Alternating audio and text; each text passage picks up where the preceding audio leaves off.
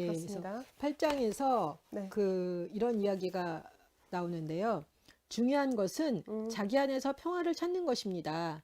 자기 안에서 평화를 찾은 사람은 다른 사람들에게 만족하고 주위의 모든 것에 대해 화가 나지 않습니다. 또한 상대방이 어떤 사람인지 제대로 인지할 수 있기 때문에 그를 있는 그대로 받아들이게 됩니다. 우리는 자신에 대해 온전히 받아들인 것만 변화시킬 수 있습니다. 스스로 거부한 것은 아무것도 변하지 않고 그대로 남아 있습니다. 맞아요. 네. 구천을 떠돌 거예요. 우리가 받아들여주지 않는 우리 자신의 모습은요. 나와 그 평화 조약을 맺는 거, 네. 그냥 그런 욕구들이 있다는 거는 문제가 되는 건 아니거든요. 그럼요, 사람이니까요. 예, 근데 때로는 그게 왜 문제가 됐나 보면 그 욕구가 나를 위협한다라는 생각이 들어서 그랬던 것 같아요. 그렇죠. 그리고 모양 빠지니까요, 우선. 모양 빠지고 네. 위협스럽고. 네네, 근데 맞아요. 모양 빠지는 것도 아니고 나를 위협하는 것도 아니다라는 아까 내가 평화조약을 맺었을 때 네. 나는 3만 명. 만이고 상대방은 2만이지만 합하면 3만이 내 것이 된다는 신뢰가 있으면 모양 빠질 일도 없고 그렇죠. 위협당하지도 않죠. 않는다. 네. 예. 중요한 것 같아요. 네. 네. 8장 8장은 저도 같은 이야기에 감동받았거든요. 하나님께서 인간 되셨기 때문에 우리가 변화될 수 있었던 것처럼 우리도 그냥 우리를 사랑하자. 있는 모습 그대로 뭐 조금 뭐 부족해도 괜찮고 조금 많이 탐해도 괜찮고 조금 많이 교만해도 괜찮고 그러나 그런 나를 인지만 하고 있으면 된다라는 걸 잘 생각하고 갔으면 좋겠다라는 생각 들더라고요. 근데 저는 이제 오늘 아침에 네. 이런 이야기를 해도 되나라는 생각이 들었지만 네. 제 이제 솔직한 마음에 그런 게 있었어요.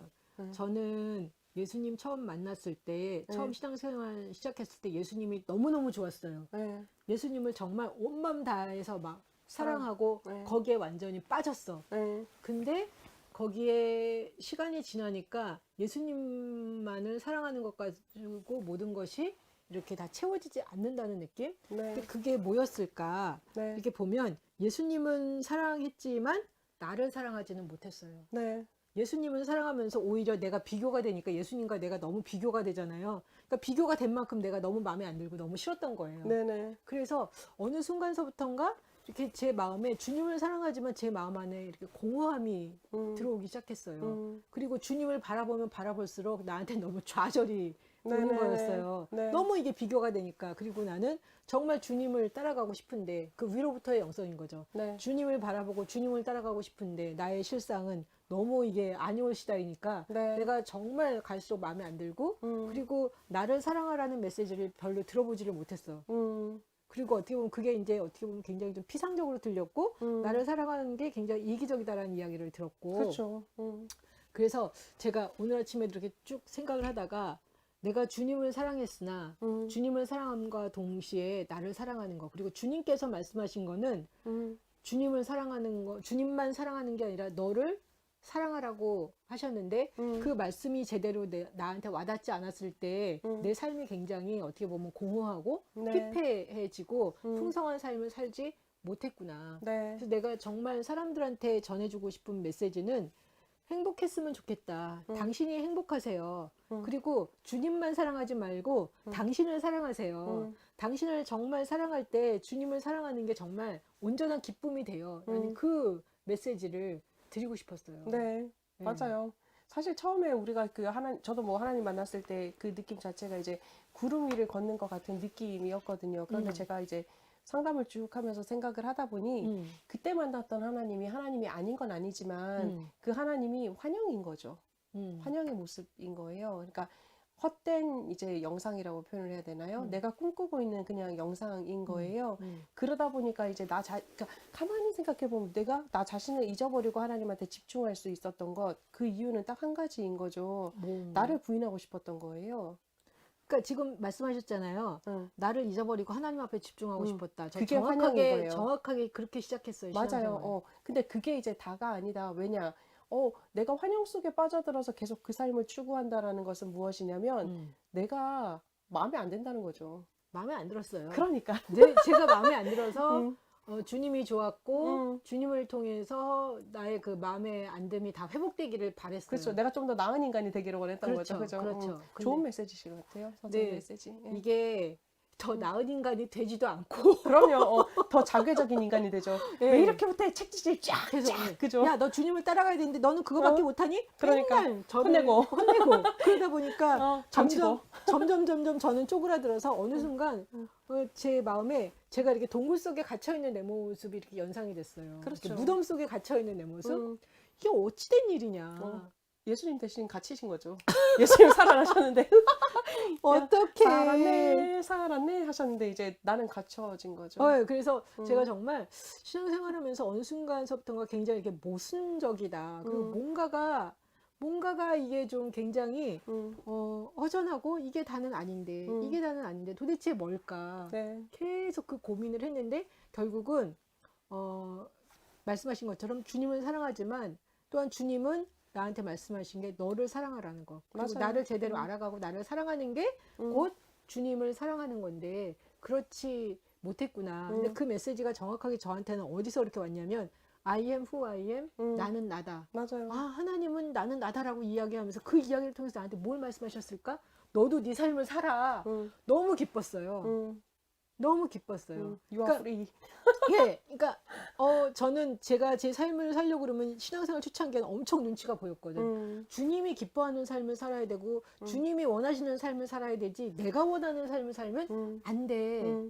그 생각이 되게 강했던 것 같아요. 그리고 이제 뭐 그런 가르침도 많이 받았고. 그렇죠. 자기를 부인하고 십자가를 지고 가라 그러니. 근데 이거는 행복하지 않아. 이거는 아닌데. 근데 또 제 자신이 행복해지는 거에 대해서도 굉장히 불편한 거예요. 그럼요. 그렇죠? 왜냐면 주님이 기뻐하는 삶을 살아야 되는데 내가 행복하면 죄책감이 느껴지는. 맞아요. 예. 근데 이거는 아니다. 위로부터의 영성으로 나를 짓밟고 나를 굉장히 이렇게 억압해서 저한테 남은 거는 아무것도 없는 것 같아요. 그때 당시에는 없지만 근데 그게 또 깨달음을 준 거죠, 사실. 내가 그렇게 안 살아도 되는구나라는 거를 그렇게 살았기 때문에 깨달으신 거 아닐까요? 그렇게 안 살았으면 안 깨달았겠죠. 그런 부분이 있는데 대가지불이 너무 크다라는 생각이 들어요. 대가지불이요? 예. 근데 그만큼 대가지불이 없었으면 못 깨달았을 가능성이 훨씬 높겠죠. 대가지불이 너무 커서 네네. 그렇게 하지 않았었으면 좋겠다라는 생각이 들어서 다른 사람도 그리 살지 않았으면 좋겠다라는 그런 바람과 아쉬움이 있습니다. 네. 오늘은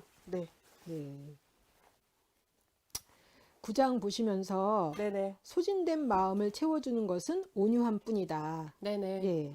짧게 말씀을 드리자면 이제 만족은 습득할 수 있는 기술이다라고 이야기를 해요. 제가 아까 만족함, 그다음 감사함에 대해서는 우리가 주의를 기울여서 신경을 써서 이제 찾아야 된다라고 이야기를 드렸었잖아요. 네. 그 부분에 대해서 우리가 끊임없이 생각해보고 숙제 드리겠습니다.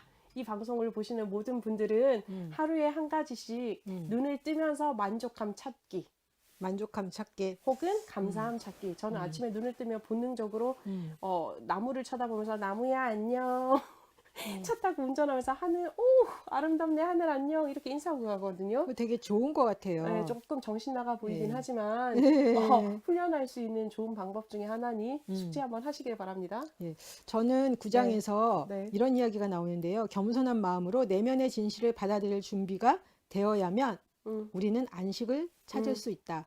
겸손이란 우리 안에서 느껴지는 모든 것을 받아들이는 마음입니다. 네. 이를 통해 우리는 자기 자신에 대한 환상에서 벗어날 수 있습니다. 그러면 현실에 만족하게 되고 스스로에게 참된 안식을 선물할 수 있습니다. 예. 자기에 대한 저는 이 환상이라는 게 그런 것 같아요. 내가 주님 닮아가서 주님처럼 살 수 있을 것이다. 네. 근데 그런 일은 사실은 벌어질 불가능하죠. 수 없다는 거잖아요. 네네. 그러니까 그거를 좀 어떻게 보면 이제 인정하게 되니까 제 자신이 되게 편안해지는 거? 네네. 예, 편안함이 생기는 것 같아요. 그죠. 그렇게 죽도록 애쓰지 않아도 괜찮다. 되는구나. 네네, 맞아요. 또 맞습니다. 9장에서 이런 이야기가 나오는데요.